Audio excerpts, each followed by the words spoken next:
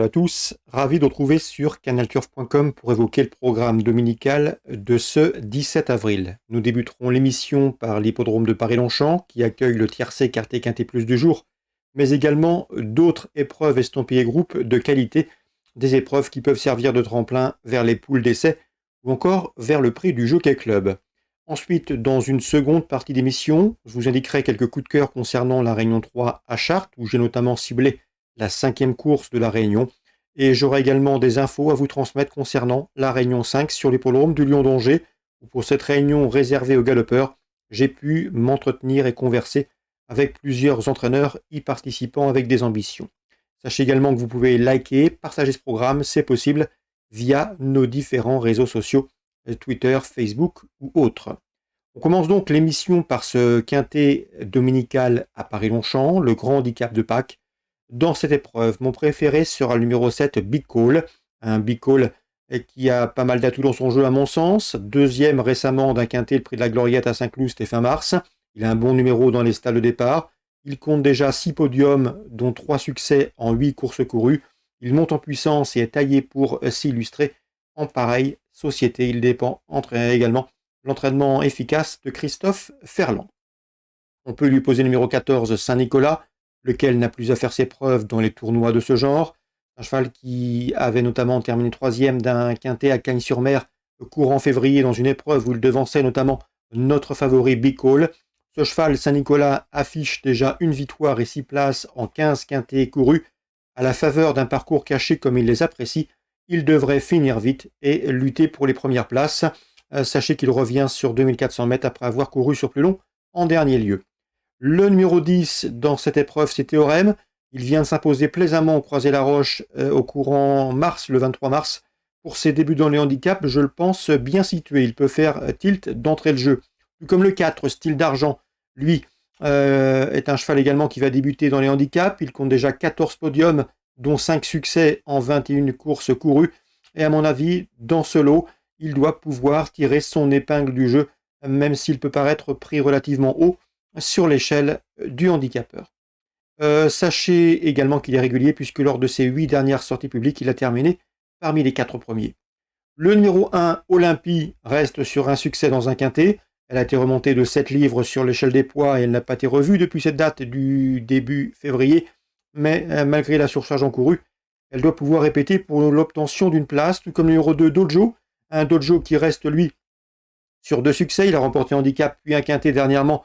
Il est passé donc de 33,5 à 41 de valeur, mais ses limites actuelles sont difficiles à cerner. Il serait donc imprudent de l'écarter à mon avis. Sa place est une nouvelle fois dans le quintet. Le 3, Sceaux, effectue une rentrée, mais c'est un cheval qui avait remporté un quintet plus sur cette piste de Paris-Longchamp fin octobre. Il a été remonté de 36 en 40,5 de valeur. Vu le sérieux de l'entraînement de Sarah Steinberg qui officie outre-Rhin, eh bien ce numéro 3, Sceaux, peut bien faire d'entrée de jeu. C'est un outsider sympathique à mes yeux, tout comme le 15, Bark, qui a un numéro en dehors dans les stalles, ça va jouer contre lui. Mais vu le sérieux de l'entraînement de David Smaga, toujours efficace dans les handicaps quintés, le cheval mérite une note de méfiance. On résume tout ça en chiffres pour ce quintet du dimanche 17 avril. 7, 14, 10, 4. Devant le 1, le 2, le 3 et le 15. En canon partant, j'ai retenu le numéro 6, Always Welcome. On va parler des temps forts de cette réunion du dimanche. Dans le prix de la grotte, groupe 3 qui sert de tremplin vers la poule d'essai des pouliches, je retiendrai 2 invaincus. Le 1, Raclette, 2 courses courues, 2 victoires probantes. Et numéro 6, Mangoustine, désormais sous la férule de Michael Deislang. Cette pouliche est également invaincue en 3 courses courues. Bref, on pourrait bien assister à un match entre ces 2 pouliches qui auront à cœur de préserver leur invincibilité. 401, 406, le 1 et le 6 dans la 4e. Dans le pendant pour les mâles, le prix de Fontainebleau, groupe 3, donc qui mène à la poule d'essai des poulains. J'aime beaucoup le numéro 9, c'est Ancient-Rome. Le cheval a montré sa qualité l'an dernier. Il avait d'ailleurs gagné un groupe 3, le prix des Chênes, au mois de septembre sur cette piste de Longchamp.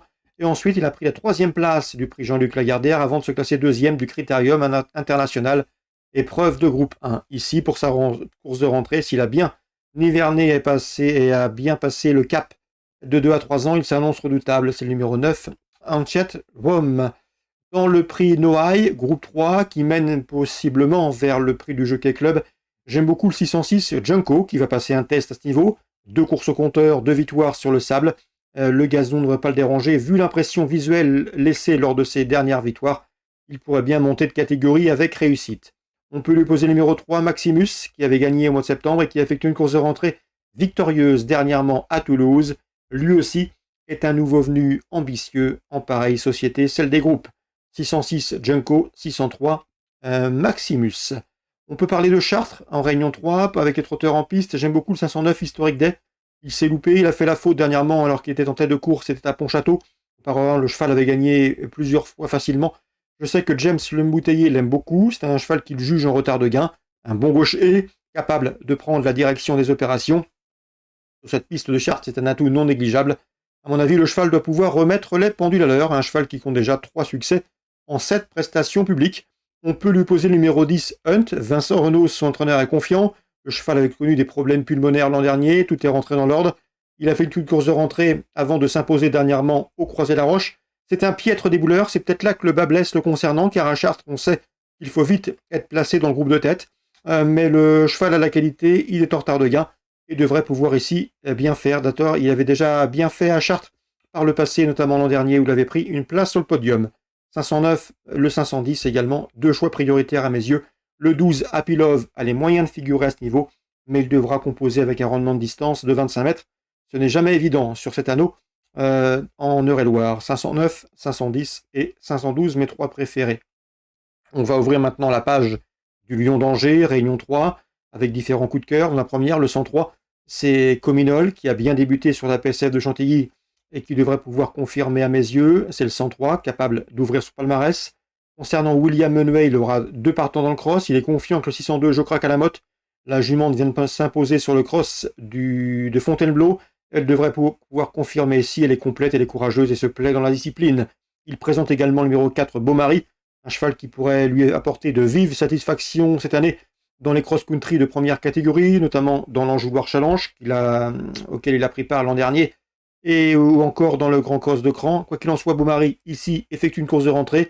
Le cheval va monter en puissance après cette course, mais cela ne l'empêche pas de terminer sur le podium. Le 602, Je craque à la motte, le 4, Beaumaris pour une place. Dans cette course, on peut le voir adjoindre le numéro 7, Début de printemps, qui a gagné facilement dernièrement pour sa rentrée sur cette piste et sur ce cross-country du Lion d'Angers.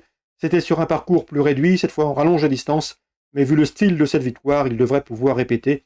Donc dans la 6e, le cross au Lion d'Angers, Réunion 5, le numéro 2, le 4 et le numéro 7. Dans la 7e, une épreuve pour AQPS. J'aime beaucoup le numéro 4, Ingenious, qui est présenté par Alain Cotil. Il est estimé au sein de l'écurie. Le cheval a terminé 2e l'an dernier pour ses débuts en compétition à Cran. Ce jour-là, il avait penché pour finir, ce qui lui a coûté la victoire. Mais c'est un élément de qualité, on a procédé à des réglages. Et à mon avis, ici, il peut parfaitement ouvrir son palmarès s'il en a les moyens. Le 704, Ingenious, candidat au succès. Dans la 8e, je peux vous parler également du 802 Fighter Sport. C'est un cheval qui revient sur le steeple, il est bien placé dans les handicaps et son entraîneur est confiant, il ne le juge pas encore à 100%. C'est un cheval qui monte en puissance, il peut encore manquer de compétition après une longue absence dans cette course pour s'imposer, mais à mon avis, il a le potentiel pour terminer sur le podium. Le 802 Fighter Sport, un cheval à suivre. Bertrand Lefebvre va lui tracer un programme intéressant. Et le cheval se retrouve somme toute assez bien placé dans ce genre de tournoi. Donc le 802 Fighter Sport, à mon avis, sa place est sur le podium. S'il fallait résumer tout cela pour le Lion d'Angers en Réunion 5, rapidement, le 103 pour la victoire et le jeu simple, la 6e 2-4-7, le 704 que j'aime beaucoup également pour le jeu simple, éventuellement gagnant placé, et le 802 pour vos bases de couplet ou de trio. Voilà donc pour les infos de ce dimanche 17 avril, j'espère qu'elles vous seront fructueuses. Nous se retrouvons très bientôt sur canalcurve.com.